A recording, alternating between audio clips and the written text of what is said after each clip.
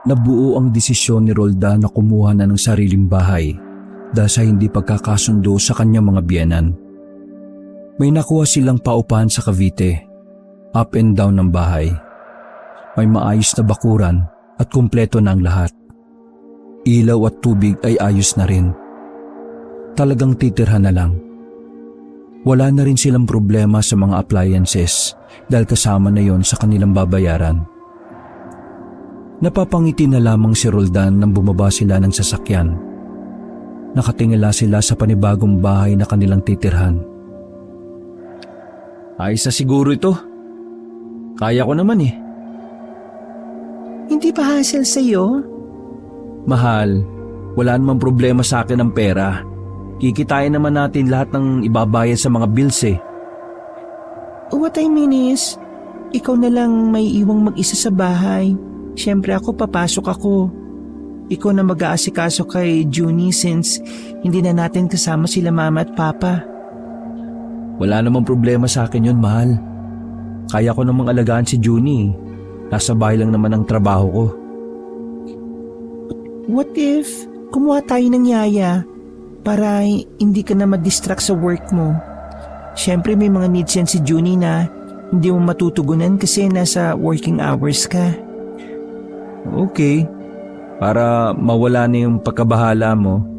Pero as of now, ako muna mag-aalaga sa kanya habang wala pa tayong nahahanap na yaya. Much better. O tara na, para may lagay na natin yung mga gamit natin sa loob. Kinarga na ni Alina ang 4 na taong gulang na si Junie. Isa-isa namang kinuha ni Roldan ang mangilan-ngilang gamit nila sa loob ng sasakyan. Pagsabit ng bandang 3:00 ng hapon ay natapos na nila ang lahat ng gagawin. Nakatulog ang batang si Junie kaya naman sinamantala na yon ng mag-asawa para makapag-relax. Nasa sala sila noong mga sandaling yon habang nagkakape. Mahal, pasensya ka na kina mama at papa ha. Sorry kasi wala akong sariling desisyon habang nandun tayo eh. Nilapitan ni Roldan ang kanyang asawa at inakbayan. Ayos lang yun, mahal. Ganun talaga eh. Minsan, kailangan din nating maranasan yun para matuto tayo. Tsaka, nandito na tayo. You have your time para masanay mo ang sarili mo sa decision making. Don't worry, iga-guide naman kita eh. Hahayaan mo ko magdesisyon para sa pamilya natin? Oo naman. Ikaw ang ilaw ng tahanan na ito. Ako, aligi kaya ako susuporta. Salamat, mahal. Huwag mo na alalahanin ang relasyon ko sa mga magulang mo. Nagkaayos naman kami before tayo umalis, di ba? Although, alam kong hindi pa rin nila gustong umalis tayo. Pero wala eh. Eto na yon. They need to accept our decision. Tumango na lamang si Alina bilang tugon. Sa isip-isip ng babae, napakaswerte niya dahil si Roldan ang kanyang napangasawa. Matinong lalaki kasi si Roldan. Mas lagi niyang inuuna ang pamilya kaysa sa mga gala o gimmick. Nang sumapit ang gabi, ay naghanda na ng kakainin si Roldan. Aalis kasi si Alina nung mga oras na yon para kitain ng isa sa mga katrabaho nito. Mahal, sure ka ba hindi na kita ihahatid? Okay lang ako, mahal. Nakalimutan mo na ba na mas nauna ako matuto mag-drive kaysa sa'yo? I can manage. Sus, yabang. O basta, umuwi ka kaagad kasi maya-maya kakain na tayo. Diyan lang naman yung sa Bukana. Sorry, mahal. Kailangan kasi talagang may abot sa akin yung papers eh. Para bukas, hindi na ako pupunta ng EDSA. Oh, well, that's okay. Mag-ingat ka na lang at huwag magtatagal. Hahanapin ka na ni Junie mamaya-maya. Humalik pa ang babae kay Roldan. Pag-alis ng babae, ay itinuon na lamang ni Roldan ang pagluluto sa kusina. Napangiti si Roldan habang pinagmamasla ng buong kusina. Para kay Roldan, jackpot na sa kanila ang nakuha nilang bahay malinis at talagang magara. Sandali niyang hininaan ang apoy ng niluluto ng maisipang silipin ng anak sa itaas. Pagkarating niya roon ay naabutan niya si Junie na abala sa paglalaro. Hindi na sana niya kakausapin ang bata dahil maayos naman ang lagay nito. Pero biglang lumingon sa kanya ang batang lalaki. Papa! Papa! Papa! Oh, bakit? Gutom ka na ba? Papa, may nakita po akong big bird doon, no? Tinuro ng bata ang bintana. Nagsalubong naman ang kilay ni Roldan sa mga oras na yon. Big bird? Okay, check ni Papa ha? Naglakad si Roldan palapit sa bintana at binuksan yon. Ngunit wala naman siyang nakita. Nak, wala naman ah. Nakita ko kanina, Papa, big bird. Tapos mahaba yung buhok na white. Parang gusto niya pumasok dito. Big bird with white long hair? Yes, Papa. That's weird. Halika na, doon ka na muna sa baba. Kung ano-ano na lang yung nakikita mo dito eh. Isinama na lamang ni Roldan ang kanyang anak sa baba. Mga ilang sandali lang ay nakabalik na rin ang babaeng si Alina. Sabay-sabay na silang kumain. Pagkatapos ay nag-asikaso na rin ito para sa pagligo ng bata. Bandang 9:00 na ng gabi nang tumambay si Roldan sa kanilang terrace. Habang abala pa si Alina sa pag-aasikaso ng bata, ay nagkape muna si Roldan mag-isa. Nakaupo lamang siya sa terrace. Pinagmamasdan niya ang area. Kakaunti pa lamang ang bahay na naroon. Magkakalayo pa. Sa katunayan, wala nga silang kapitbahay. Puro bakanting lote ang nasa gilid nila at mga damo at puno. Ilang metro pa ang layo ng kasunod na bahay. Kahit papaano ay ipinagpapasalamat na lamang ni Roldan na ganon ang nalipatan nilang lugar. Tahimik, malayo sa ingay ng Maynila, na halos gabi-gabi na lang ay may nagkakantahan. Sa kalagitnaan ng kanyang pagmumuni-muni, meron siyang natanaw na malaking ibon. Dumapo yun sa ginagawang bahay sa kabilang kalsada. Medyo malayo na, kaya hindi matukoy ni Roldan kung anong klaseng ibon ba yon. Anong tinitingnan mo, mahal? Napalingon si Roldan nang dumating ang kanyang asawa. Mahal, tingnan mo yun oh. Yun oh. Yung nandoon sa may itinatayong bahay, may nakadapong malaking ibon eh oh. Kita mo ba? Oo nga, no? Ibon talaga yan? Bakit parang oversize? Hindi ko nga alam eh, kung agila ba yan, pero sobrang laki na eh. Alam mo ba, sabi ni Junie kanina pag alis mo, may nakita daw siyang malaking ibon sa tapat ng bintana niya. Tapos, mahaba at kulay puti raw yung buhok ng ibon. Baka nga ayan yun. Alam mo naman tong area natin puro puno pa. I'm sure marami pa ring namamahay na kakaibang mga ibon dito. Siguro nga mahal. Pero ang galing no? Parang jungle pala itong area natin. Natawa na lang din si Alina. Matapos sa mga sandaling yon, ay pinatulog na rin nila ang batang si Junie. Humiga na rin ang mag-asawa na makaramdam na rin sila ng antok. Naunang nakatulog si Alina, habang si Roldan naman ay hindi dinadalaw ng antok. Magtatatlong oras na siyang nakatingin lang sa kisame, para bang may kung anong bumabagabag sa kanyang kalooban. Maya-maya pa ay naisipan na lang ni Roldan na lumabas na muna. Kukuha siya ng alak sa kanilang ref. Binili niya talaga yon sa supermarket dahil alam niyang walang mabibilhan sa lugar nila. Bago siya bumaba ng sala, huminto siya sa kwarto ni Junie. Pumasok siya sa loob para alamin kung nakatulog na ba ng maayos ang bata. Napangiti na lamang ang lalaki na makitang yakap-yakap ni Junie ang una nitong hotdog. Lalabas na sana ang lalaki nang may napansin siya sa bintana. Ano to? Gasgas? Napansin ng lalaki ang mga gasgas na nasa bintana. Para bang may mga kumakaluskus doon. Ibinaba na lang ni Roldan ang kurtina. Akala niya simpleng gasgas lang yon na hindi niya napansin nung una silang pumunta roon. Bumaba ang lalaki at nagtungo sa kanilang kusina. Pagbukas niya ng ref, ay may narinig siyang mga kalabog sa labas. Nagbagsakan ng mga nakatambak na kahoy. Nang makakuha na ng alak ay agad na lumabas ng bahay si Roldan para i-check kung ano yon. Nakarating siya sa mga tambakan ng kahoy sa mismong tapat ng bintana ng kanyang anak. Habang tinitingnan niya yon, bigla siyang sinamaan ng kutob. Sino nandyan? Naisip niya na baka may tumungtong sa mga kahoy para makaakyat. Pero wala naman siyang nakita sa tapat ng bintana. Nangali lang siya kakatingala. Inalis na lamang ni Roldan ang mga kahoy doon, nang sa ganon ay wala nang matuntungan.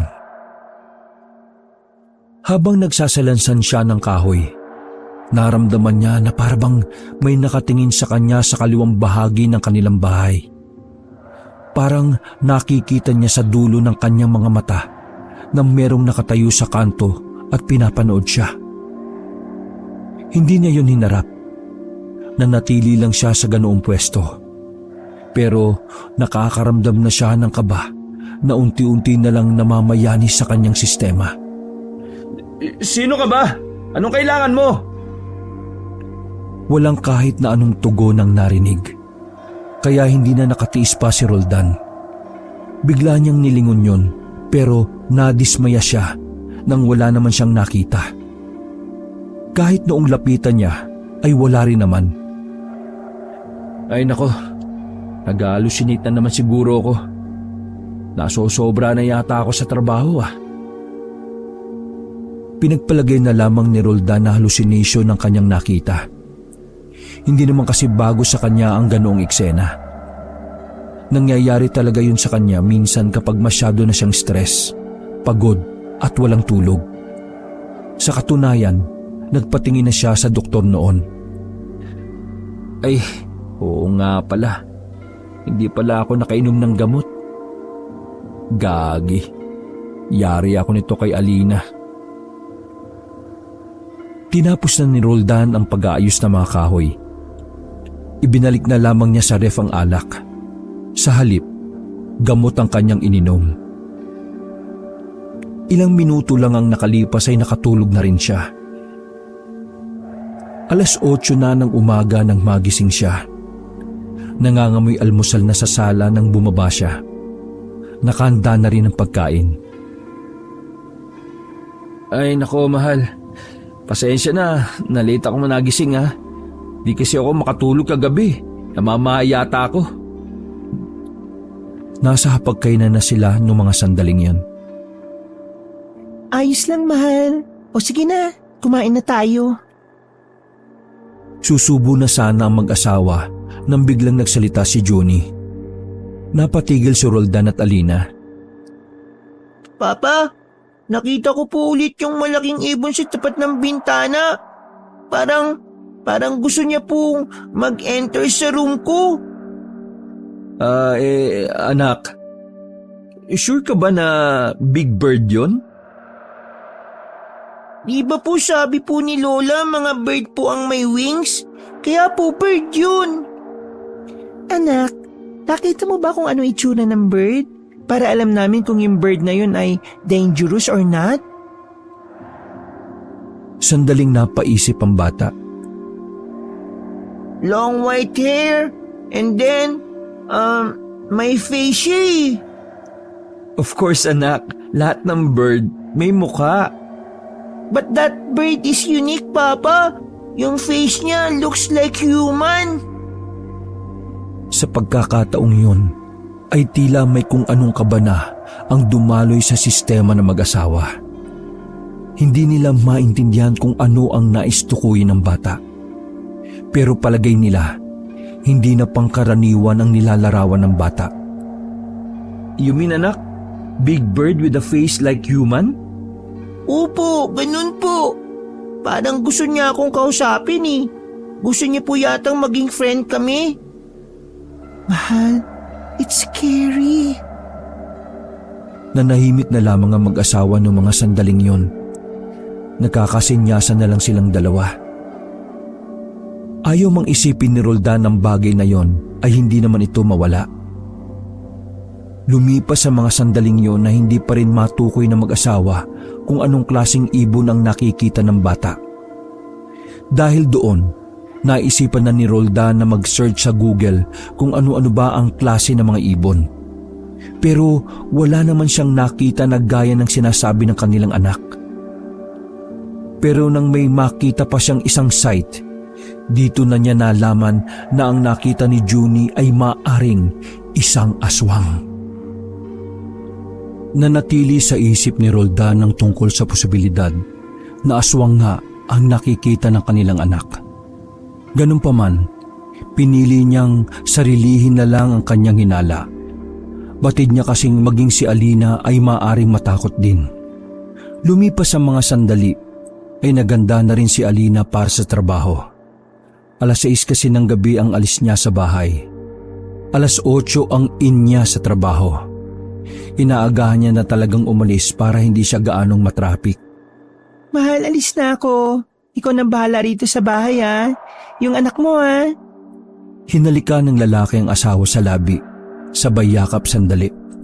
Sige na mahal, ako nang bahala sa bahay. Don't worry, I can manage. Mag-focus ka lang sa work mo ha. Tumango na lamang si Alina at kinuha na niya ang susi ng sasakyan sa ibabaw ng lamesa. Kumaway pa ang babae pagpasok sa kanilang sasakyan. Kalaunan ay maingat na rin nitong pinaandar ang sasakyan paalis. Bumuntong hininga si Roldan. Sinuyod niya ng tingin ang paligid ng kanilang bahay. Sa mga sandaling yon, hindi maipaliwanag ni Roldan kung bakit siya kinakabahan. Hindi naman yun dahil hindi siya sanay mag-alaga ng anak. Kasi kahit papaano ay marunong din naman siya. Palagay niya may kinalaman ng pagkabahala niya sa malaking ibon na sinasabi ng kanyang anak. Anak, after mo maglaro ng toys, iligpit mo ha. Kapag may kailangan ka, sabihan mo lang si Papa. Maliligo lang ako dahil mag-i-in na rin ako sa work maya-maya lang. Okay po, Papa. Aalis na sana si Roldan na magsalita pa ang bata. Papa, paano po pag nakita ko ulit yung malaking ibon? Malaking ibon? Basta, huwag kang lalabas ng bahay. Kapag nakita mo siya, katukin mo si Papa sa working place niya ha. Okay po, Papa. Nagkibit balikat na lamang ang lalaki. Kinuha na niya ang mga gagamitin para sa kanyang pagligo. Nang nasa banyo na siya, ay bigla na niyang narinig na parabang may kinakausap si Junie. Pinatay sandali ni Roldan ang shower at pinakinggang mabuti ang anak na nasa sala. Kinakabahan siya nang makumpirmang may kausap nga ito. Dali-dali siyang nagpunas at lumabas ng banyo. Pagdating niya sa sala, ay naabutan niyang mag-isa lang ang bata. Pero napansin niyang nakabukas na ng bahagya ang pinto. Anak, did you open the door? Yes po, Papa. Bakit mo inopen yung door? Lumabas ka ba? Sandaling hindi nagsalita ang bata. Tumingin-tingin pa ito sa paligid at sa bintana ng sala. Junie, what's wrong? May old lady po, Papa eh. Nasa labas kanina kaya pinapasok ko po. What? Di ba sinabi ko na sa iyo dati pa na hindi tayo dapat nagpapapasok ng mga stranger sa bahay natin? Pero sabi niya po kilala niya si Loli. At kawawa po siya, nagugutom po. Ano? Kilala niya si nanay? Natatandaan mo ba yung itsura niya? Parang pareho po sila ni Lola. Strong pa po, black hair po. Tapos po maganda yung smile. Nasa na siya? Umalis na ba? Umalis na po nung bigyan ko ng tubig. Sabi niya na uuhaw lang daw siya. Napalunok na lamang ng laway si Ronald. Hindi niya malaman kung ano ang kanyang mararamdaman. Batid niya na totoo ang lahat ng sinasabi ng kanyang anak. Kilala niya si Junie. Kahit kailan ay hindi ito nagsisinungaling sa kanila. Lumabas ng bahay si Roldan kahit na nakatapis lang ng tuwalya. Tiningnan niya ang paligid ng bahay. Wala naman siyang nakitang kung sino. Tahimik ang paligid at wala siyang nakitang kahina-hinala. Nang magsimula na si Roldan sa kanyang trabaho, ay minabuti niyang dalhin na muna ang bata sa ginawa niyang opisina. Nang sa ganon, ay mabantayan niya ang anak habang nagtatrabaho. Dahil sa pagkabahala na baka may kung anong mangyari kay Junie habang siya ay nasa trabaho, nabuo ang desisyon ni Roldan na mangangailangan na ng yaya. Bandang 10:00 ng gabi nang mag-break time siya. Naganap siya sa mga site at agency na mga yaya na nag-a-apply. Mayroon siyang nakita at talagang nakapukaw ng kanyang atensyon. Sa lahat kasi ng mga yaya na nag-a-apply sa site, ang matandang nakita niya ang medyo may pinakamagandang record. Good na siguro itong si nanay. Napapatango pa siya noong mga sandaling yon. Ayon kasi sa paniniwala niya, mas maalaga ang matatanda. Sinubukan niyang kontakin ang number ng agency. Agad din naman niyang nakausap ang isang agent. Naklaro sa kanya ang mga bagay-bagay. Base sa agency, ay maaari na rin magsimula ang yaya sa makalawa. This is for the better naman. Sana okay yung maging yaya ni Junie. Bumalik na ang lalaki sa kanyang trabaho. Dakong 3:00 na ng madaling araw nang isarado na ni Roldan ang kanyang laptop. Nakatulog na rin ang kanyang anak na si Junie sa sofa. Binuhat na niya ang bata at dinala niya na ito sa kwarto. Pagkatapos siyang kumutan ng bata, naramdaman niya na parang may tao sa bintana. Agad niyang hinawi ang kurtina. Napansin niya ang anino na nanggagaling sa kanilang bubong. Sa hindi maipaliwanag na dahilan, dumaloy na naman ang kakaibang kaba sa dibdib ni Roldan. Mabilis niyang binalik ang kurtina. Hindi na siya lumabas sa silid na yon. Nabawasan lang ang kanyang kaba nang makita niyang nakauwi na ang kanyang asawa. Sinalubong niya si Alina sa main door. Nasa sala pa lang sila nang sabihin ni Roldan ang mga nangyari. You mean yung malaking ibon na sinasabi ni Junie at yung matanda na pinapasok niya sa bahay ay aswang? Yun lang naman naiisip ko. Yung nakita ko kasi sa internet, aswang na kagaya ng sinasabi ni Junie. Kaya palagay ko, mahal, yun din yung matanda Kung aswang yun, bakit naman tayo aaswangin? Hindi naman ako buntis. Si Junie, mahal, sa pagkakabasa ko, inaaswang din ng mga batang nasa edad 6 pababa. Kasi sariwa pa ang mga internal organs nila. Naku, Roldan, natatakot ako sa sinasabi mo. Sinasabi ko na ito sa'yo para aware ka rin. Ako man din napapaisip pa rin kung totoo ba yung mga aswang na yan. Pero wala namang mawawala kung maniniwala tayo, di ba? Para na rin sa pag-iingat. Anong gagawin natin ngayon if ever na totoo nga yung aswang na yan? Di kailangan may magbabantay na kay Junie ng 24 oras. Safe naman kaya yung yaya na nakuha mo? Mukhang safe naman. Magaganda naman ang records niya.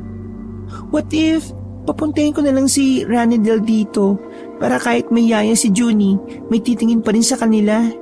Mahirap na Baka mamaya sinasaktan pala ng yaya si Junie. Papayag naman kaya yung kapatid mo? Papayag yun. Close naman kayo, diba? Tsaka wala naman siyang ginagawa ngayon O di sige. Mamayang gabi, sabihan mo yung kapatid mo. Magpahinga ka na muna ngayon. Bumuntong hininga na lang silang dalawa. Paakyat na sila ng hagdanan nang makarinig sila ng kakaibang tunog na nanggagaling sa itaas. Nabahala ang mag-asawa kung kaya't agad din namang tumakbo ang dalawa patungo sa silid ni Junie. Pagdating nila doon ay naabutan nilang nasa harap na ng bintana si Junie. Parang katatapos lang nitong makipag-usap sa kung sino. Junie, anak! Bakit ka nandyan? Papa, nandito po kanina yung Big Bird. Tinatawag niya po ako Sama daw ako sa kanya. Agad na kinuha ni Roldan ang kanyang anak at inilayo sa bintana. Anak, nakita mo ba yung mukha niya? Opo, matanda po siya. Nagtayuan ng balahibo na mag-asawa. Mabilis silang umalis sa silid at palihim na kinuha ni Roldan ang lisensyado niyang baril. Mahal, kung ngayon na kaya natin papuntahin si Ranidel. Sige, tawagan mo't baka gising pa yon. Agad na tinawagan ni Alina ang lalaking si Ranidel. Mga bandang 5:00 na nang makarating ito sa kanilang bahay. Sinalubong nila agad ang binata sa main door. Hey! What's up, bayaw? Uy, bibig mo. Kita mong tulog si Junie. Ay, sorry sis. So, where's the aswang?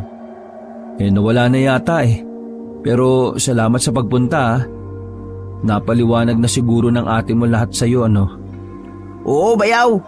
Medyo nag-aalala nga ako sa pamangkin ko eh. Kaya naniwala agad ako sa sinabi ni ate. Kasi yung pamangkin din ng ex ko, dati inaswang din yun nung nasa Laguna sila. Umupo si Ranidel sa sofa at tinabihan ng bata. Mga ganitong edad din daw, takaw tingin sa mga aswang. Basta 6 na taon pababa. Hindi ba kami nakakaabala sa'yo? Kasi pansamantalang makakasama ka muna namin dito. Walang tiwala si ate mo sa magiging yaya ni Junie. Dapat nga di na kayo kumuha ng yaya eh. Marunong naman ako mag-alagaan ng bata. Ako rin naman ang nag-alaga dyan kay Junie nung 1 taon pa lang yan, di ba? Siyempre nakakaya na rin sa'yo, no? May sarili ka na rin naman buhay eh. Napatigil sila sa pag-uusap nang may mapansin si Ranidel na may tao sa labas ng kanilang bahay. Oh, sino yun? Napalingon ng mag-asawa sa labas at doon nakita nga nila ang isang matanda na mahaba ang buhok. Nang lalapitan na nila yon ay dali-daling naglakad ang matanda palabas ng gate. Sinubukang habulin yun ni Roldan at Ranidel. Pero misteryosong nawala na ito ng bigla. Bayaw, yun ba yun? Sa palagay ko yun na nga yun. Pero hindi ko lang namukaan eh. Namukaan mo ba? Hindi rin eh. Ay nako, bad trip. Tibay ng aswang na yun ah. Mag-uumaga na, hindi pa rin bumabalik sa lungga niya. Bumalik na lamang ang dalawa sa bahay. Hindi na sila natulog. Binantayan na lamang nila ang natutulog na si Junie. Kinaumagahan, sinamahan ni Ranidel si Roldan na pumunta sa barangay. Nasa 15 minutos na lakaran at medyo malayo yon sa bahay nila. Nireport nila ang nangyari. Pero sa halip na paniwalaan sila, may ibang pinagtawanan pa ang kanilang kwento. Katwiran ng mga taga-barangay ay wala ng aswang dahil moderno na. Galit at nakasimangot na umuwi ang dalawa. Pagdating nila sa bahay, naabutan nila si Alina na may hila-hila ng trapal. Oh mahal, ano yan? Parang laway ng aswang. Tingnan nyo, ang dami. Nakita ko sa tapat ng bintana ni Junie. Sobrang lapot at matagal matuyo. Parang sa aswang nga yan.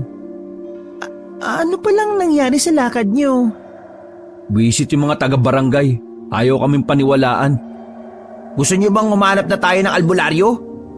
Saan ka naman nahahanap ngayon? Di sa Quiapo. Pumasok na muna kayo at mag-almusal na. Sabay-sabay kumain ang tatlo. Pagkatapos ay sinugot na muna ni Roldan ang tawag mula sa agency.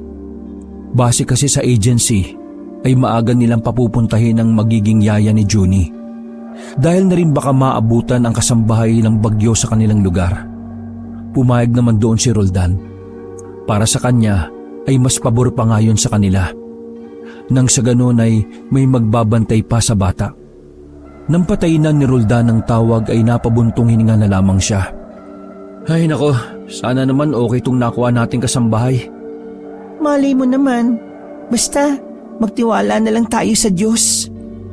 Makalipas ang 1 araw ay may matandang babae ang dumating sa bahay nila Roldan. Nagkataon na parehong walang pasok ang mag-asawa, kung kaya't agad nilang naasikaso ang magiging yaya ni Junie. May katandaan na rin na matanda, ngunit bakas ang pagiging malakas nito. Higit sa lahat, palangiti. Kayo ba si Aling Tessie? Ngumiti ang matanda at sinipat ng tingin si Junie na abala na naglalaro sa sofa. Ako nga, iho. Maaga akong pinapunta rito dahil baka maabutan ako ng bagyo sa amin. Hindi na ako makakabiyahe papunta rito pag nagkataon. Pinagmasdan ng maigi ni Roldan na matanda. Nagtataka si Roldan kung bakit parang iba ang mukha ng matanda sa larawan at sa personal. Para bang may nagbago. Hindi lamang niya matukoy kung ano yon. Sige ho, pasok ho kayo. Pasensya na ho kayo, medyo magulo pa yung bahay eh. Pinaupo nila ang matanda sa sofa. Napansin ni Roldan na nakangiting nakatingin si Junie sa matanda. Para bang kilala na ng bata ang matanda. Sa hindi malamang dahilan, nakaramdam ng kaba ang lalaki. Hindi niya malaman kung bakit bigla na lang siyang hindi naging komportable sa presensya ng matanda. Habang nag-uusap si Alina at ang matandang si Aling Tessie, lumayo sandali si Roldan at si Ranidel. Bayaw, sure ba kayo dyan? Matandaan na yan eh. Baka atakihin pa yan sa puso, kargo pa natin yan. Wala bang mas bata dyan? Yung maganda tapos sexy? Siniko ni Roldan ang binata.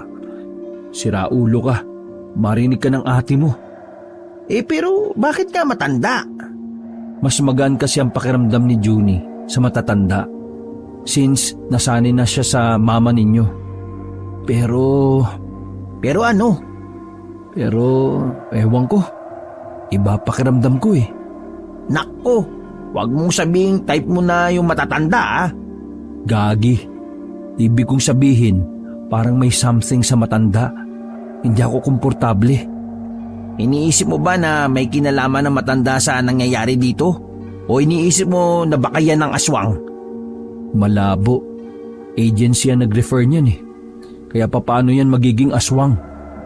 Sinabi na lamang yon ni Roldan, pero sa kanyang kalooban, parang may kung anong bagay ang nagsasabi na tama ang sinabi ni Ranidel. Iniisip niya kasi na baka ang matanda nga ang nangangaswang sa kanila. Unang-una kasi sa lahat, iba talagang itsura ng mukha ng matanda na nakalagay sa website. Mapanga ang nasa website, samantalang ang dumating sa kanila ay humpak na humpak. Bukod pa roon, nababahala rin siya sa kung paano tingnan ni Junie ang matanda. Ganun na ganun kasi ang ngiti ng bata noong nagkukwento ito tungkol sa malaking ibon. Bayaw, baka naman masyado ko lang nag-overthink ha? Huminga na lang ng malalim si Roldan. Tiningnan niya ulit ang kanyang anak habang nakatitig sa matanda. Ay nako, sana nga nag-overthink lang ako. Matapos kausapin ni Alina ang matandang babae na si Aling Tessie, ay tinuro na rin nila ang magiging kwarto nito. Pinagamit nila ang bakanting silid dahil stay-in ang matanda. Sa unang buong maghapon ng matanda, ay maayos naman ang pakikitungo nito. Masaya si Junie sa matanda. Magaling din namang makipag-usap ang matanda sa bata. Pero hindi talaga maintindihan ni Roldan kung bakit hindi siya mapakali. Kinagabihan, inoobserbahan ni Roldan ang paligid. 10:00 na, pero wala silang nararamdaman na kakaiba. Tila ba pansamantalang hindi nagpaparamdam ang aswang. Ganun pa man, ipinagpapasalamat na lamang niya yon. Nakatambay si Roldan at Ranidel sa kanilang terrace. Nagkakape ang dalawa nang makita nila si Aling Tessie na nasa bakuran. Mayroon itong itinatapon na nakaplastik. Mukhang okay naman yung yaya ni Junie oh. Narinig ko kanina, kabisado na niya agad yung buong bahay eh. Kahit pa, hindi pa rin tayo nakakasiguro kung ano nga ba talaga yan. Baka mamaya tama ako ng hinala di nadali tayong lahat. Mas maganda nang maging alerto tayo, di ba? Maya-maya lamang ay natapos na rin ang dalawa. Pumasok na rin si Roldan sa kanilang kwarto. Habang si Ranidel naman ay nasa sala muna habang hindi pa nalilinis ang magiging kwarto niya. Nakapatay na ang lahat ng ilaw ng mga sandaling yon. Wala pang kalahating oras na nakakaiga si Roldan. May naamoy na siyang malansa. Hindi siya makatulog dahil sa amoy kaya naisipan niyang lumabas na muna ng silid. Naisip niya kasi na baka nakalimutang ibalik sa freezer ang binili nilang isda. Pagbaba ni Roldan sa sala, naabutan niya si Ranidel na gising pa rin pala. Hulaan ko, dahil rin sa amoy? Oo, bayaw. Hindi ko alam kung saan galing yun eh. Wala namang hilaw na karne sa kusina. Feeling ko sa labas galing eh. Tara, samahan mo ko. I-check natin. Hindi rin ako makatulog dahil dyan eh. Lumabas ang dalawa ng bahay. Nalaman nila na nanggagaling ang amoy sa basurahan. Nang lumapit sila roon, ay nakita nila sa basurahan na maraming bahid ng laway. Malalapot ang laway na yon at malansa na parang bulok na isda. Ano ba to? Laway? Grabe naman baho niyan. Baho rin siguro ng hininga. Laway ng aswang yan. Sa hindi malamang dahilan, naisipan nilang buksan ang basurahan. Pagtapat pa lamang nila ng ilaw, bumungad na sa kanila ang plastik na kulay itim. Si Ranidel na ang nagkusang buksan yon. Laking gulat nila nang makita kung ano ang nasa loob. Patay na pusa to ah. Teka, di ba si Aling Tessie ang nakita nating nagtapon dyan? Siya kaya ang naglagay ng pusa na ito? Ano yun? Pinatay niya ito? Nakatingin ng dalawa sa pusa na parang nilasog-lasog ang katawan. Sinasabi ko na nga ba eh, baka yan talaga yung nangangaswang. Baka hindi lang nagkataon ng lahat. Baka planado niya ito. Mamaya matagal na talagang may aswang sa area na ito kaya walang gaanong umuupa. Anong gagawin mo ngayon? Gusto bang bantayan ko si Aling Tessie? Bantayan mo. Sabi mo kagad sa akin kapag may nakita kang kakaiba. Tumango na lamang si Ranidel. Nilinis niya saglit ang basurahan para maalis ang masangsang na amoy. Noong mga sandaling yun ay nahirapan ng makabalik sa tulog ang dalawa. Si Ranidel naman ay nagdesisyon na samahan si Junie sa kwarto nito. Nang sa ganon ay mas madali niyang maoobserbahan ang matanda dahil nasa kabilang silid lang naman yon. Isa pa, para na rin mabantayan ng lalaki ang batang si Junie. Si Roldan naman ay sinubukan na lang ding makatulog. Mag-aalas 3 na ng dalawin na ito ng antok. Kinaumagahan, nagising pa rin ng maaga si Roldan dahil sa lakas ng pagpapatugtog sa sala. Nang makasalubong ni Roldan si Ranidel ay agad niya itong tinanong. Kaaga-aga, bakit ang lakas ng pagpapatugtog? Ako nagpatugtog. Sabi kasi sa na-research ko, ang masasamang elemento raw natataboy kapag maingay. Aswang ang hinihinala nating nandito, hindi naman multo o engkanto. Anong pinagsasabi mo dyan? Masamang elemento rin naman ng mga aswang ah. Napailing na lamang si Roldan. Bumaba na lang sila sa sala para mag-almusal. Naabutan din naman nila si Aling Tessie na abalang nagwawali sa labas. Bayaw, tingnan mo oh. Kanina pa nakasimangot si Aling Tessie. Baka naiirita na sa tugtog. Mga aswang kasi ayaw sa maingay eh. Talaga? Totoo yan? Oo bayaw, totoo. Kahit tingnan mo pa sa internet. Nang magsimula ng mag-almusal, hindi pa rin nawawala ang simangot sa muka ng matanda. Kung minsan mang tumingin sa kanila, ay pilit ng ngiti lamang ang pinapakita nito. Kaya naman naisipan na ni Roldan na tawagin na rin ang matanda para sumabay na rin sa pagkain. Bago makapasok ng sala ang matanda, bigla na lang may nilagay si Ranidel na bawang sa lamesa. Nakita nilang napatigil si Aling Tessie. Tumayo na lang ito sa pintuan at bigla na lang namutla ang muka. Oh, bakit to? Ano pong problema? Wala po sir. Hindi po ako nagugutom. Maraming salamat na lang po. Biglang naglakad pabalik ng bakura na matanda. Nagkatinginan na lamang silang tatlo. Bayaw, ate, takot siya sa bawang. Baka... Pinigilan ni Roldan si Ranidel dahil naroon ang batang si Junie. Pero alam na kagad ni Alina kung ano ang naisabihin ni Ranidel. Mabilis na lumipas sa mga sandali. Sumapit ang 3:00 ng hapon. Makulimlim ang panahon nang lumabas si Roldan at Ranidel. Bibili lang sana sila ng pangmeryenda sa bakery na walking distance lang naman mula sa kanila. Habang naglalakad, ay natanaw nila na may mga kumpulan ng tao sa gilid ng creek. Naintriga ang dalawa, kaya naman agad-agad silang lumapit doon. Kuya, ano pong meron dito? May natagpo ang bangkay ng tao. Ayun oh. Tingnan niyo mabuti. Bangkay ng tao yon. Nagkatinginan si Roldan at Ranidel. Nakakapagtaka nga eh. Kasi yan ang unang beses na may nangyaring ganito rito sa Phase 3. Napakapayapa rito eh. Kaya wala kaming ideya kung papaanong napunta yan dyan at kung sino ang gumawa dyan. Kawawa naman oh. Mukhang matanda pa naman. Po, matanda? Mas lumapit pa sila ng bahagya. Doon na nga nakumpirma ni Roldan na matanda nga ang nagpapalutang-lutang sa creek. Mga ilang sandali lang ay may mga dumating na para iahon ng bangkay. Nang makuha na ang bangkay ay napalayo ang lahat sa kanilang nakita. Wakwak ang tiyan na matanda at ang mas nagpakilabot pa kay Roldan, namukha niya ang matanda.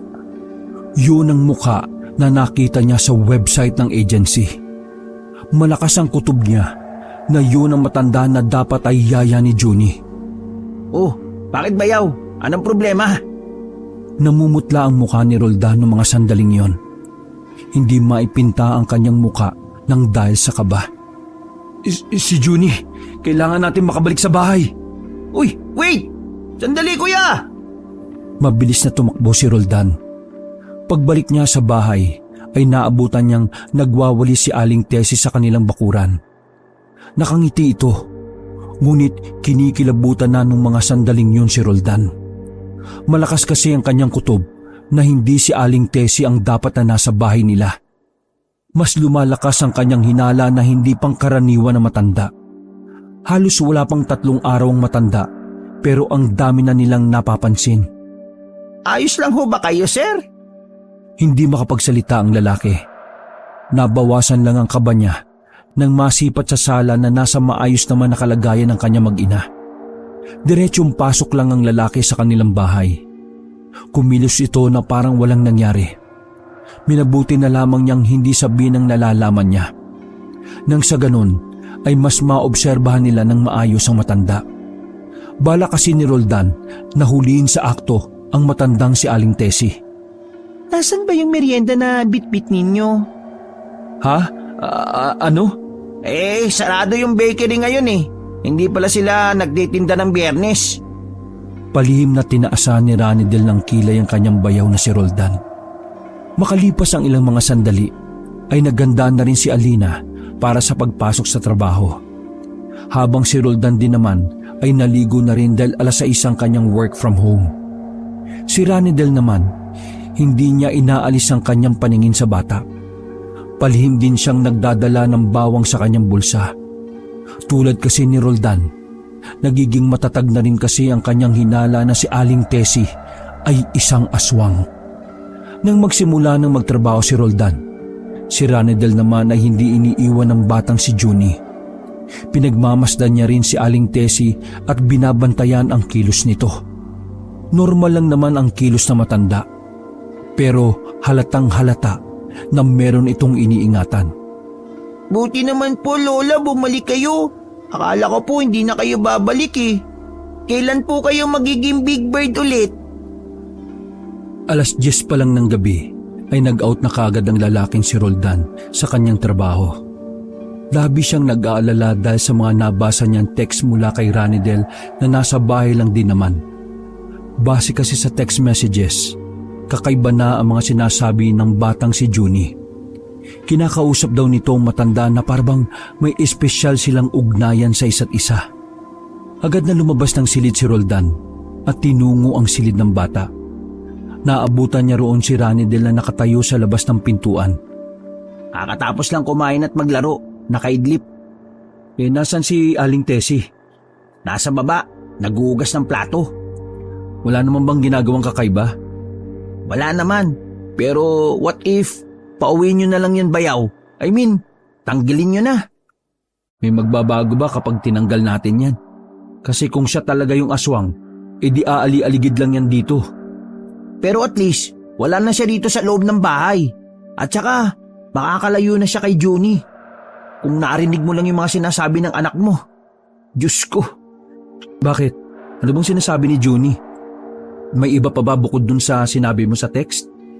Bayaw, sabi ni Junie, masaya siya na nakabalik pa ang matanda. Tapos, tinanong niya yung matanda kung kailan daw pa siya magiging Big Bird daw uli. Ay naku, ewan. Ano? Big Bird? Ibig sabihin, siya nga talaga yung nakikita ni Junie? Feeling ko, kailangan na talaga nating gumawa ng paraan. Tanggalin nyo na. Total, hindi naman yan hawak ng agency. Siya pa nga yata yung pumatay dun sa matanda na dapat yaya ni Junie. Hindi kaya magalit siya kapag ginawa natin yon? Tapos, doon siya mas lalong maging agresibo? Ay, oo nga pala no. Paano ba ito? Teka, alam ko na. Iuwi mo si Junie sa mga magulang ninyo. Ha? Ngayon na? Ay hindi, sa susunod na linggo pa. Ano ka ba? Siyempre ngayon. Oo sige, ihanda mo na muna yung mga gamit niya. May masasakyan pa ba rito palabas? Ay, oo nga pala, wala. Dala pa naman ni Alina yung sasakyan. Kaya naman siguro kung lalakarin no? Kaya. Sasamahan ko na lang kayo. Tsempuan na lang natin na tulog na si Aling Tessie. Tumango na lamang si Ranidel. Binantayan nila ang bata at nagpalipas sila ng halos 2 oras. Nang masiguro nilang pumasok na ang matandang si Aling Tessie sa loob ng bahay, dahan-dahang binuhat ni Ranidel si Junie, habang si Roldan naman ang nagbitbit ng mga gamit ng binata. Palim niya ring sinuksok ang lisensyado niyang baril. Nang makalabas na sila ng bahay ay bigla namang nagising si Junie.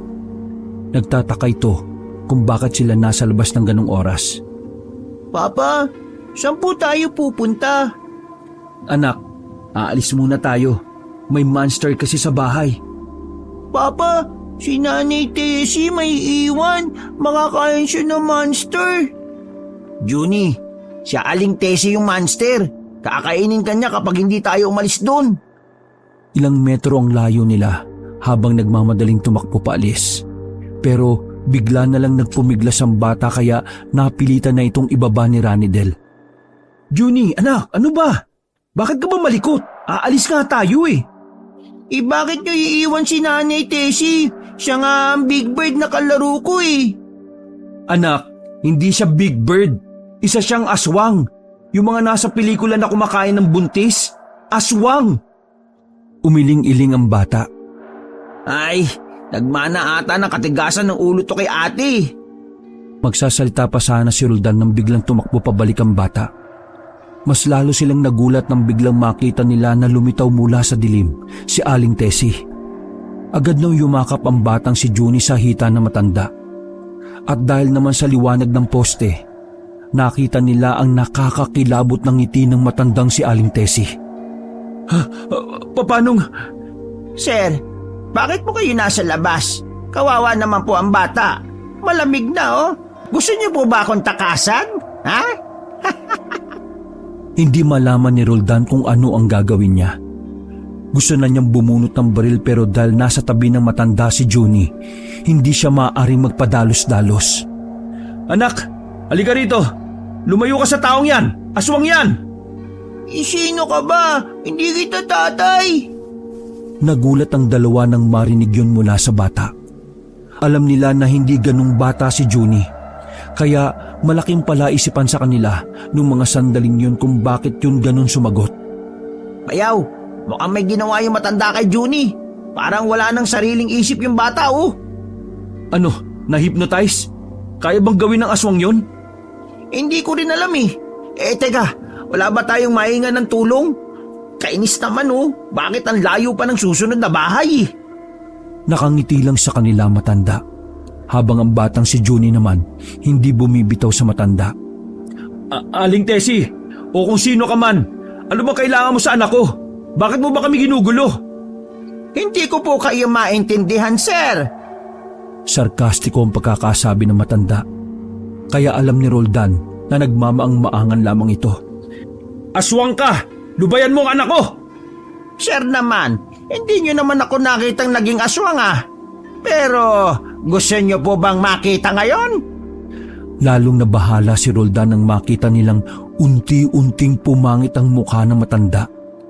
Dahil doon ay binunot na ni Roldan ang nakatago niyang baril. Gagi, bakit ka may baril? Bitiwan mo anak ko! Papasabugin ko yung bungo mo! Tumawa lang ang matanda sa kanila. Wala itong pakialam sa pagbabanta ni Roldan. Sensya ka na, sir. Pero kapag binaril mo ako, tatamaan ang anak mo. Hayaan mo kaming makalis at walang mangyayaring masama sa anak mo. Nagulat na lang sila nang biglang gumapang ang matanda at hinila na parang papel si Junie. Narinig pa nila ang bata na nasasaktan. Gustuhin man ni Roldan na barilin ng matanda, ngunit nababahala siya na baka anak niya ang matamaan. Lisensyado siya para humawak ng baril, pero aminado pa rin siya na kulang pa rin siya sa practice kaya alam niyang hindi siya asintado. Buisit! Wala man lang ako nagawa! Hindi ngayon ang oras para mag-self-pity, bayaw. Kailangan na kagad natin gumawa ng paraan. I-report natin yan sa pulis. Hindi, wala na tayong oras. Kung aalis pa tayo, baka kainin na niya si Junie. Kung gusto mo, ikaw ang pumunta sa mga pulis. Hahabulin ko kung nasaan nagpunta yan si Aling Tessie na yan. O sige, bayaw. Mag-iingat ka, ha? Agad na naghiwalay ang dalawa. Hawak-hawak ang baril ay hinanap ni Roldan si Aling Tessie. Malakas ang kutob niya na nasa area pa ang matanda at ang kanyang anak.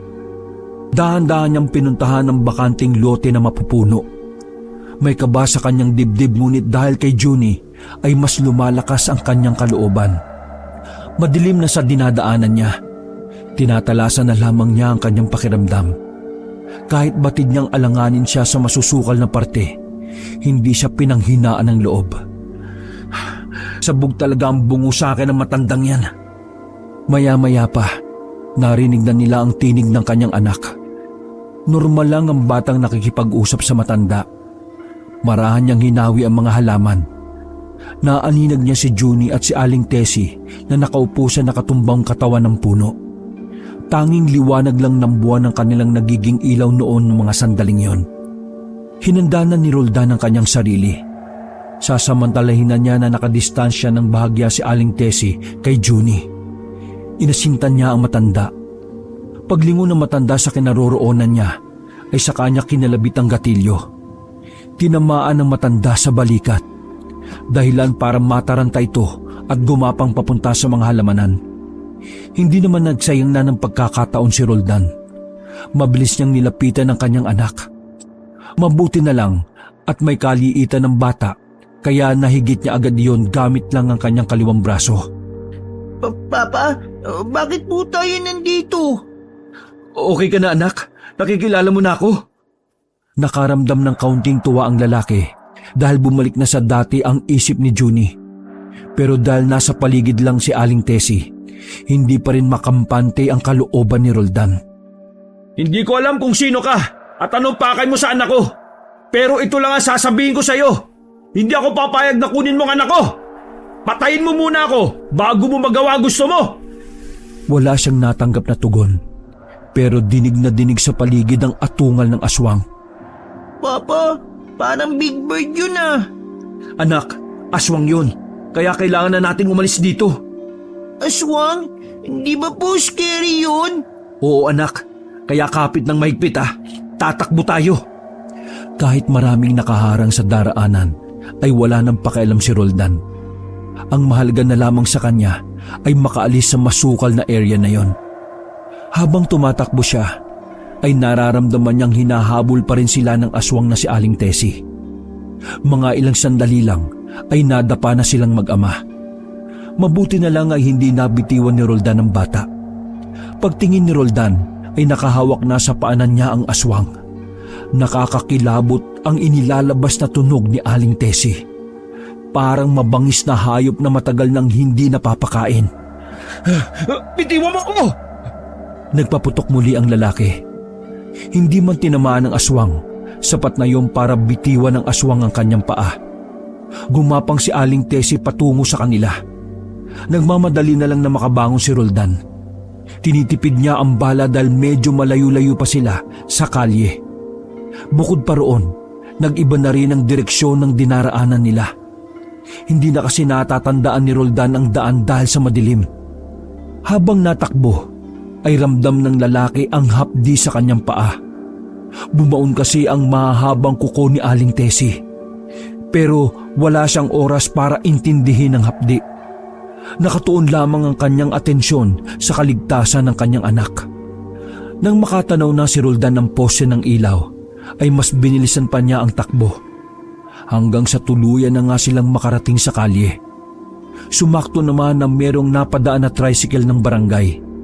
Kaya naman hindi na lumabas pa ang aswang mula sa madilim na parte. Agad na naitago ni Roldan ang kanyang baril sa likuran at pinara ang tricycle. Hinintuan naman sila nito. Tulungan niyo kami, Brad. Bakit? Ano nangyari? May humahabol sa aming aswang eh. Kinukuha ang anak ko. Itong bata. Aswang, ikaw ba yung nagsabi nung nakaraan sa barangay? Yan nga yung pre.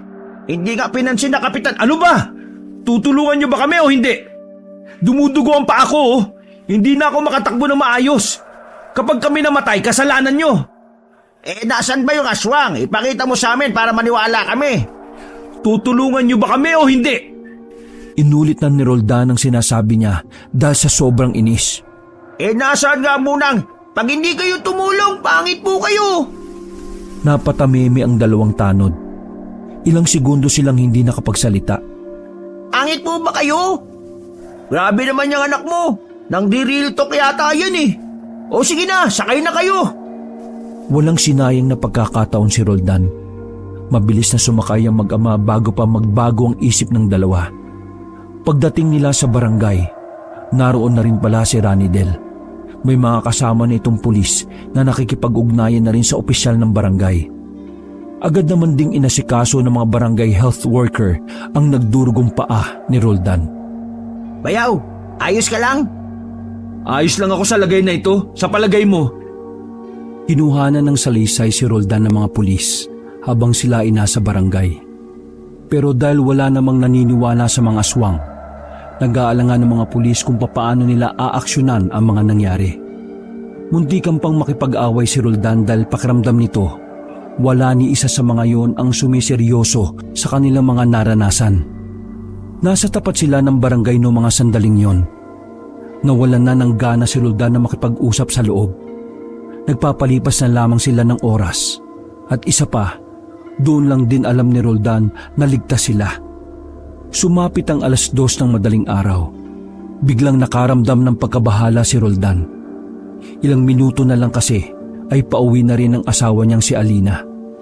Ang problema nga lang, hindi niya naabisuhan ng babae. Dala niya ang kanyang cellphone pero wala namang itong load. Ranidel, may load ka ba? Tatawagan kong ate mo. Naku kuya, wala rin eh. Dito ka na muna. Bantayin mo muna si Junie ah. Huwag kayong aalis dito. Mas mainam dito dahil may mga tao. Kailangan kong pumunta sa bahay. Maaga ang uwi ni Alina ngayon eh. Baka puntahan niya si Aling Tessie sa bahay. Sigurado ka ba, Bayaw? Pwede naman ako na lang. May sugat ka na nga sa paa eh oh. Paika-ikang lumapit si Roldan kay Ranidel at bumulong. Marunong ka bang gumamit ng baril? Nanlaki ang mata ni Ranidel sa kanyang narinig. Sige, ikaw na lang baka si ate pa mabaril ko. Uy, bibig mo. Kita mong nasa barangay tayo eh. Sige na, ikaw na munang bahala kay Junie ah. Kaya ko sarili ko. Sige Bayaw, mag-iingat ka ah. Tumango na lamang si Roldan ng mga sandaling yon. Paika-ikang naglakad ang lalaki paalis. Buo ang loob niya nung mga sandaling yon. Makalipas lang ang halos 10 minuto. Natanaw na rin niya ang kanilang bahay at nakita niyang nakaparada na roon ang kanilang sasakyan. Nakahawak na kagad siya sa kanyang tagiliran sakaling biglang lumitaw ang matandang si Aling Tessie. Nagmamadaling pumasok ng bahay si Roldan at nakita naman niya kagad si Alina. Mahal, anong nangyari? Nasaan si Junie? Anong nangyari sa'yo? Nababahala ang mukha ni Alina noong mga sandaling yon. Ramdam ng babae na may hindi magandang nangyari. Mas lalo pa itong nag-alala nang makita ang kanyang sugat sa paa. Hinawakan ni Roldan na magkabilang pisngi ni Alina para pakalmahin ito. Huwag ka mag-alala, mahal. Nasa maayos sa kalagayan ng anak natin. Bumalik lang ako rito para sa'yo. Napayakap na lamang si Alina sa kanyang asawa. Aswang si Aling Tessie. Tama ang hinala natin. Gusto niyang makuha ang anak natin. Pero ngayon, lahat tayo ay nasa alanganin. Lalo pat natamaan pa siya ng baril kanina. Kailangan na nating umalis dito, mahal. Lalabas na sana sila ng sala nang biglang makita nila si Aling Tessie na nakatayo sa gate. Nakaharang ito sa kanilang daraanan, kaya wala silang magagawa kundi ang tumigil. Saan kayo pupunta? Hindi niyo ako matatakasan! Galit na galit ang matandang si Aling Tessie. Tumutulo pa ang laway nito habang nagsasalita. Makikita rin sa mga mata nito ang matinding pagkamuhi. Manahimik ka, tanda! Pasasabugin ko yung bungo mo! Nilabas na ni Roldan ang kanyang baril. Mahal, marunong ka pa talaga niyan? Oo naman, oh. Hindi naman ako bibili nito kung di ako marunong eh. Aatake na sana ang matanda ng paputukan niyo ni Roldan. Ngunit dahil sa liksi ng matanda ay hindi niya yon natamaan. Naisahan ko na yung kanina. Bakit ang bilis pa rin? Ay, hindi ka naman pala marunong eh. Inagaw ni Alina ang baril at saka hinawakan nito ang baril na kagaya ng paghawak ng mga pulis. Pumorma ang babae at itinutok ang baril sa direksyon kung saan nagtungo si Aling Tessie. Mahal, bakit ang galing mo humawak ng baril? Sabihin mo nga sa akin, dati ka bang birador? Mahal naman eh. Kita mong pulis si Papa, di ba? Malamang tinuruan niya ako. Napakamot na lamang ng ulo si Roldan. Nasa likod lamang siya ng babae. Dahan-dahan silang lumapit sa punong pinagtaguan ni Aling Tessie. Mga ilang sandali lang, lumundag si Aling Tessie papunta sa kanilang bubong. Nakailang putok doon si Alina at natamaan niya ang matanda. Pero ganun pa man, parang hindi man lang yun tinablan. Tara na, mahal! Takbo na tayo sa sasakyan! Bilis! Sandali! Bago pa sila makaalis, ay muli na namang humarang si Aling Tessie. Mas naging nakakakilabot na ang itsura nito. Magpapaputok na sana si Alina, pero sa kasamaang palad, wala na palang bala ang baril. Mahal, wala nang bala. Akin na nga! Inagaw ni Roldan ang baril at binato sa mukha ng matanda. Dahil doon ay nagkaroon sila ng pagkakataon na makapasok sa loob. Isinarado nila ang pinto ng sala. Tumungo sila sa kusina. Kung ano-ano na lang na kutsilyo ang pinagdadadampot nila. Maya-maya pa, nabasag ang maliit na bintana doon. Lumusot ang kamay ng aswang. Kaya ang ginawa ni Roldan ay nagpakulo siya kaagad ng tubig. Ano yan? Magkakabi ka ba, Roldan? Mapapasok na tayo ng aswang oh. Hindi makakapasok yan. Hindi yan kasya dyan. Manood ka lang. Napapailing na lang si Alina noong mga sandaling yon. Ilang minuto lang ay kumulo na kaagad ang tubig. Nakikiramdam sila sa paligid. Nang muling isinuot ng aswang ang braso niya sa bintana para palakihin ang butas, doon na binuhusan ni Roldan ng mainit na tubig ang kamay. Napaso si Aling Tessie, pero hindi niya yun ininda. Mas lalo lang nagwala ang aswang sa labas sa sobrang galit. Wala naman nangyari eh. Nagalit lang siya lalo. Yun nga ang goal. Magalit siya para ma-high blood at atakihin sa puso. Mahal naman, puro ka naman kalukuhan eh. Hindi, seryoso ako. Ano ka ba? Lalong nagsumikap si Aling Tessie na makapasok sa bintanang yon. Todo hampas naman ng kaldero si Roldan. Pero kahit na anong hampas niya, ay walang pakialam ang aswang. Talagang gigil na ito sa kanila. Lalapain ko kayo kapag ako nakapasok dyan! Eh di pumasok ka! Nanlaki ang mata nilang mag-asawa nang makitang kalahati na ng katawan ng aswang ang nakapasok sa bintana. Mahal, makakapasok na yata siya. Kailangan na yata nating umalis. Sandali! Bakit? Na-stuck na siya oh! Napansin ni Roldan na naipit na si Aling Tessie sa maliit na bintanang yon. Hindi na nito magawang ipasok pa ang kalahati ng kanyang katawan. Ano, ha? Hindi ka na makapasok, no? Ano, mahahati ang katawan mo? Manananggal ka na? Sige, hatiin mo! Nauna nang tumakbo palabas ng kusina si Alina. Maras nitong hinila si Roldan. Nakalimutan na ng babae na may sugat pala ito sa paa. Nang nasa harapan na sila ng sasakyan, hindi mahanap-hanap ni Alina kung nasaan ang susi. Oh, bakit? Mahal, yung susi wala sa akin. Eh wala rin sa akin. Aba, ikaw ang gumamit ng sasakyan ah. Nasa lamesa. O sige, dito ka lang. Ako nang kukuha. Nagmamadaling tumakbo papasok ng bahay si Roldan. Pagpasok niya sa sala, wala naman siyang nakitang susi sa lamesa. Hinanap niya pa yun sa ilalim sa pagbabaka sakaling nalaglag lang ito. Pero wala pa rin siyang nakita. Kahit sa ilalim ng mga sofa ay wala rin. Habang naghahanap siya ay narinig niya ang sasakyan sa labas. Paika-ika siyang tumakbo at nakita niyang nasa loob na ng kotse si Alina. Alam mo mahal, para kang tanga. Sorry, nandito pala sa bag ko. Habang nakastak pa ang aswang sa bintana, ay pinaandar na ni Alina ang sasakyan. Huminto sila sa barangay. Naabutan naman nila si Ranidel at Junie na naroon sa tapat. Kasama nito ang ilang tanod na humihilik na sa oras na yon. Aalis na tayo. Lalayo muna tayo rito. Agad silang sumakay sa sasakyan. Pero talagang minamala sila noong mga sandaling yon. Bigla na lang kasing namatay ang makina at hindi na nila ito mapaandar. Mahal, hindi mo pa ba ito napapaayos? Hindi. Ba yan? Diyos ko naman. Dali-dali silang bumaba at pumasok sila sa barangay. Wala na silang magagawa kundi ang manatili roon. Hindi sila pwedeng maglakad. Ayaw nilang magpakampante. Nandito pa pala kayo. Pwede bang dito muna kami, Kapitan? Pwede naman. Pero bakit ba kasi kayo nagkakaganyan? Sinabi ko naman sa inyo, walang aswang sa barangay na ito. Moderno na ang panahon, kaya hindi kayo dapat matakot.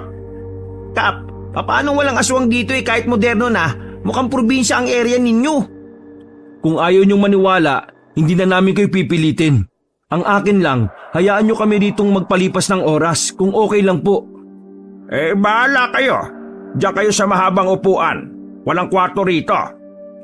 Maraming salamat po, Kapitan. Ay nako, ewan ko ba sa inyo? Teka, sino ka naman? Napalingon sila sa tinuro ni Kap na matanda sa tapat ng mahabang gate. Nagtayuan ang balahibo nila nang makitang si Aling Tessie pala yun. Nanlilisik ang mga mata. Kap, yan na yung aswang!